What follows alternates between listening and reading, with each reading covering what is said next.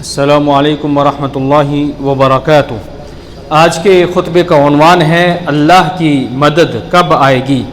الحمدللہ والصلاۃ والسلام علی رسول اللہ، ما بعد۔ تمام تعریفیں اس اللہ کے لیے ہیں جس نے وعدہ کیا تو سچ کر دکھایا، نوازا تو بے پناہ نوازا، اس کی رحمت کشادہ اور اس کے فضل و احسان بے شمار ہیں۔ اللہ کا درود و سلام نازل ہو نبی محمد ابن عبداللہ صلی اللہ علیہ وسلم اور آپ کے آل اور صحاب پر۔ حمد و ثنا کے بعد، اے اللہ کے بندو، روئے زمین کے مختلف گوشوں میں مسلمانوں کے جو موجودہ حالات ہیں انہیں ذلت و مسکنت درپیش ہے، ان کے حقوق سلب ہو چکے ہیں، دشمنوں کا ان پر غلبہ اور تسلط ہے اور ان کا خون ارزاں ہو چکا ہے۔ ان حالات پر جو شخص بصیرت کی نگاہ ڈالتا ہے اس کے ذہن میں ان کمزور بے بس مسلمانوں کی یاد تازہ ہو جاتی ہے جن کے حالات بھی اس وقت اسی طرح تھے جب رسول اللہ صلی اللہ علیہ وسلم نے اپنی دعوت کا آغاز کیا تھا۔ اس یکسانیت سے میری مراد یہ ہے کہ دونوں جماعتوں کو درپیش حالات میں یکسانیت پائی جاتی ہے، ورنہ دونوں میں فرق پایا جاتا ہے۔ صحابہ کے اندر ایمان و یقین اور عمل صالح کا اتنا وافر مقدار موجود تھا کہ ان کے سامنے مصیبت ان کے لیے ہیج ہو گئی اور وہ فتنوں کے سامنے سینہ سپر ثابت قدم رہے۔ برخلاف موجودہ دور کے مسلمانوں کے، وہ اپنے دین کے معاملے میں کوتاہی کے شکار ہیں۔ انہوں نے اپنے میراث کو فراموش کر دیا اور اپنے تشخص کو بھول گئے، جس کی وجہ سے ان کی مصیبت مزید بڑھ گئی اور وہ دنیا میں ہلاکت و تباہی سے دوچار ہوئے۔ اللہ بلند و برتر اور قادر مطلق سے ہم دعا گو ہیں کہ اپنے فضل و کرم سے ہمیں اور تمام مسلمانوں کو آخرت کی ہلاکت و تباہی سے محفوظ رکھے۔ یقیناً وہ بڑا سخی و فیاض اور کریم و مہربان ہے۔ اے اللہ کے بندو، انہی وجوہات کے پیش نظر ہم پر یہ واجب ہے کہ ہم عبرت و موعظت حاصل کریں اور بار بار ان کے حالات پر اور اس اسلوب پر غور کریں جس کے ذریعے اللہ تعالیٰ نے انہیں خطاب فرمایا اور نبی کریم صلی اللہ علیہ وسلم نے ان کی رہنمائی فرمائی، تاکہ ہم موجودہ گمراہی اور ضلالت سے نجات کی راہ جان سکیں۔ اس لیے ہمارے لیے ضروری ہے کہ کتاب الہی میں وارد فتح و نصرت کی آیتوں پر غور و فکر کریں تاکہ ہماری ہمت کو پرواز ملے، شکست و ہزیمت کے بادل چھٹ جائیں۔ اللہ تعالیٰ قرآن مجید میں ارشاد فرماتے ہیں، کیا تم یہ گمان کر بیٹھے ہو کہ جنت میں چلے جاؤ گے، حالانکہ اب تک تم پر وہ حالات نہیں آئے جو تم سے اگلے لوگوں پر یعنی پہلے لوگوں پر آئے تھے۔ انہیں بیماریاں اور مصیبتیں پہنچی اور وہ یہاں تک جھنجھوڑے گئے کہ رسول اور ان کے ساتھ ایمان والے یہ کہنے لگے کہ اللہ کی مدد کب آئے گی۔ سن رکھو، اللہ کی مدد بہت ہی قریب ہے۔ امام ابن کثیر رحمہ اللہ اس آیت کی تفسیر میں لکھتے ہیں کہ کیا تم یہ گمان کیے بیٹھے ہو کہ جنت میں چلے جاؤ گے اس سے قبل کہ تمہاری آزمائش ہو اور تمہارا امتحان لیا جائے، جیسا کہ تم سے قبل کی امتوں کے ساتھ ہوا۔ اسی لیے اللہ نے فرمایا، حالانکہ اب تک تم پر وہ حالات نہیں آئے جو تم سے اگلے یعنی پہلے لوگوں پر آئے تھے، انہیں بیماری اور مصیبتیں پہنچی اور وہ جھنجھوڑے گئے، یعنی دشمنوں کے خوف نے انہیں سخت انداز میں جھنجھوڑ دیا اور وہ بڑی آزمائش سے دوچار ہوئے، جیسا کہ صحیح حدیث میں آتا ہے۔ صحابی فرماتے کہ ہم نے عرض کیا، اے نبی، آپ ہمارے لیے مدد اللہ سے کیوں نہیں مانگتے؟ آپ اللہ سے ہمارے لیے دعا کیوں نہیں کرتے؟ آپ صلی اللہ علیہ وسلم نے ارشاد فرمایا، تم لوگوں سے پہلے کچھ لوگ ایسے ہوئے ہیں کہ ان کے سر پر آرا رکھ کر سر تا پاؤں ان کے دو ٹکڑے کر دیے جاتے، لیکن اس قدر سختی ان کو دین سے گزشتہ نہ کرتی رہتی۔ پھر ان کے گوشت کے نیچے ہڈی اور پٹھوں پر لوہے کی کنگھیاں کھینچ دی جاتی،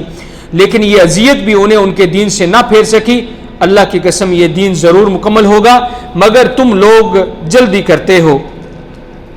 اللہ تعالیٰ نے قرآن مجید میں مزید ارشاد فرمایا، احسب الناس ان یترکوا الی آخرہ، کیا لوگوں نے یہ گمان کر رکھا ہے کہ ان کے صرف اس دعوے پر کہ ہم ایمان لائے ہیں ہم انہیں بغیر آزمائے ہوئے چھوڑ دیں گے؟ ان سے اگلوں کو بھی ہم نے خوب جھانچا اور آزمایا اور امتحان لیا۔ یقیناً اللہ تعالیٰ انہیں بھی جان لے گا جو سچ کہتے ہیں اور انہیں بھی معلوم کر لے گا جو جھوٹے ہیں۔ مزید اللہ تعالیٰ قرآن مجید میں ارشاد فرماتے ہیں، جب کہ دشمن تمہارے پاس اوپر سے اور نیچے سے چڑھ آئے اور جب کہ آنکھیں پتھرا گئیں اور کلیجے منہ کو آ گئے اور تم اللہ تعالیٰ کی نسبت طرح طرح کے گمان کرنے لگے، یہی مومن آزمائے گئے اور پوری طرح وہ جھنجھوڑ دیے گئے۔ اللہ تعالیٰ نے مزید ارشاد فرمایا انہیں بیماریاں اور مصیبتیں پہنچیں اور وہ یہاں تک کہ جھنجھوڑے گئے کہ رسول اور ان کے ساتھ ایمان والے کہنے لگے کہ اللہ کی مدد کب آئے گی،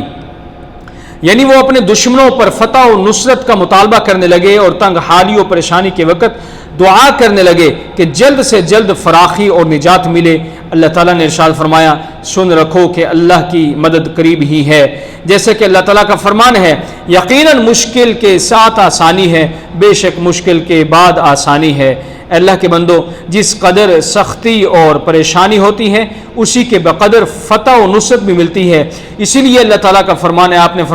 اللہ نے فرمایا سن رکھو کہ اللہ کی مدد قریب ہے۔ ایک حدیث میں آتا ہے تمہارے رب کو اپنے بندوں کی مایوسی پر تعجب ہوتا ہے جبکہ اللہ کی مدد ان سے قریب تر ہوتی ہے۔ اللہ تعالیٰ انہیں مایوس دیکھتا ہے تو ہنس پڑتا ہے، وہ جانتا ہے کہ ان کی فراخی و کشادگی قریب ہے۔ اللہ تبارک و تعالیٰ اپنے بندوں کو فرحت و مسرت اور تنگی و مشقت کے ذریعے ضرور آزماتا ہے، جیسا کہ اس نے گزشتہ اقوام کے ساتھ کیا۔ یہ اس کی جاری و ساری سنت اور طریقہ ہے جس میں کوئی تبدیلی نہیں آ سکتی کہ جو شخص اس کے دین اور شریعت پر عمل پیرا ہوتا ہے اسے اللہ تعالیٰ ضرور آزماتا ہے۔ اگر وہ اللہ کے حکم پر صبر کے ساتھ قائم رہا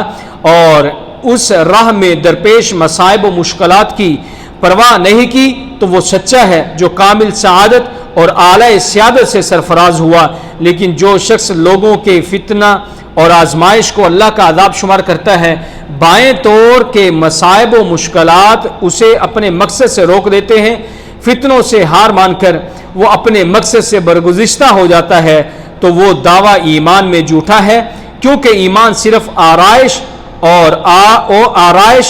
آرزو اور زبانی دعووں کا